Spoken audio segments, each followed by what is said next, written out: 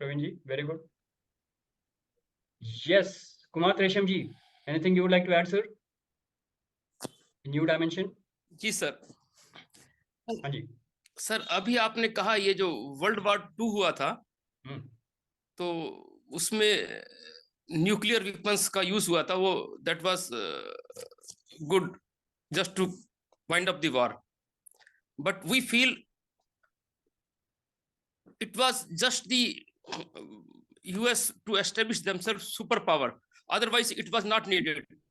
Japan and Germany were in the state of surrender, so that was not needed. और ये बहुत blunder mistake हुआ, अगर उन्होंने ये नहीं किया होता तो आज कोई न्यूक्लियर रेस शुरू ही नहीं होती.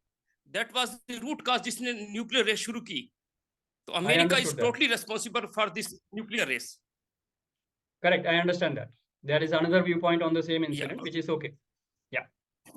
या दूसरा पॉइंट ये है कि सर यूबी की बात करते करते जिंदगियां बीत गई सर, शताब्दियां बीत गई. वसुधैव कुटुंब की बात करते प्रैक्टिकल हो नहीं पा रहा, क्योंकि पॉलिटिकल वर्ल्ड डिफरेंट तरीके से ऑपरेट करता है, स्पिरिचुअल वर्ल्ड अपने तरीके से ऑपरेट करता है. उनमें एक अंडरस्टैंडिंग ट्यूनिंग होनी चाहिए, इट इज लैकिंग.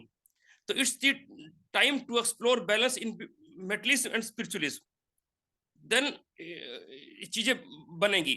अदरवाइज ये जब तक यूबी और यूडी जो है ना, इस पे काम इसलिए नहीं हो पा रहा कि एक यूएम नहीं है. आज एक वर्ल्ड की स्पिरिचुअल बॉडी बनने का वक्त आ गया, हाईली स्पिरिचुअल, एक supreme body on this planet. उसके बिना अब ये वसुधैव कुटुंबकम पॉसिबल ही नहीं, वरना इसकी सिर्फ बातें रहेंगी, प्रैक्टिकल नहीं हो पाएगा ये. और प्रैक्टिकल होने के लिए all of us will have to be instrumental in transforming this vision as ground reality. Otherwise तो बातें ही बातें हैं सर. और एक्चुअली क्या है कि we are working in an isolated manner. There is no connectivity, integration or unification. So it's connectivity, integration and unification is the need of the time to explore balance on this planet Earth. बस इतना कहना sir. तो ये क्या करेंगे इसके लिए? इसके लिए सर हम तो कह रहे हैं कि यूबीएम यूडी is the message of nature, signal of nature, directive of nature. इस पे मंथन करिए आप, देखिए पूरी दुनिया कनेक्ट हो जाएगी और एक सुप्रीम बॉडी का उसमें से जन्म होगा, यूएम जिसे कह सकते हैं हम. UM, UB and UD will just be the by product of our manthan. UBM UD, it is the 3-dimensional agenda of 3D nature. इससे हम लोग प्रकृति का एजेंडा मान के कार्य चलेंगे तो डेफिनेटली ये वननेस आएगी. और पूरा एक we will enter into new era of the mankind. संगम युग कहें उसे, एक हार्मोनियस वर्ल्ड कहें, एक मिलनसार भक्तिमय संसार कहें, कुछ भी आप इसे कहें, एक गोल्डन एरा कहें, गोल्डन एज कहें, पर वो मुमकिन है.